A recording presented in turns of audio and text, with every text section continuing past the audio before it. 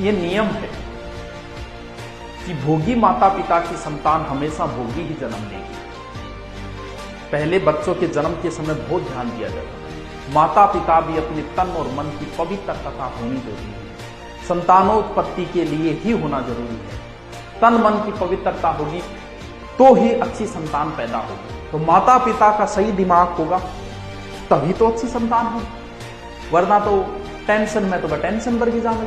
अगर आपने नशा पता करके अगर संतानोत्पत्ति करनी तो वो संतान भोगी संतान वैसी ही संतान होगी। इतिहास भी इस चीज पर शोध कर चुके हैं, खुद भी शोध कर पढ़ाता थे, खुद देख लियो नहीं। हुमायूं बाबर है, बाबर भाग तो रहे हो, टाबर जान लो वो हुमायूं के भाग तो रहे हो। हुमायूं जाके फुर्सत में बैठे हो नहीं, बैठ गए टाबर जान लो, देखो पर एकदम इतिहास में जिसका बहुत उदाहरण मिल जाएगा। तो ये सबसे माता पिता की पवित्रता इसमें जरूरी है। वैदिक काल में सबसे महत्वपूर्ण संस्कार जो माना जाता है वो ये पहला संस्कार माना जाता है। यानी ये संस्कार सर कब होता है? ये ऋतु स्नान के लगभग चौथे से और 16वें दिन।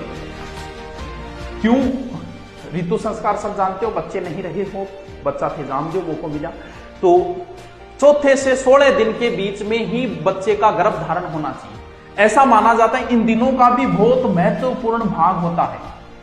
इसमें भी स्पेशल होता था कि 16वें दिन अगर किसी संतानोत्पत्ति यानी गर्भ धारण हुआ है तो वो राजा बनेगा।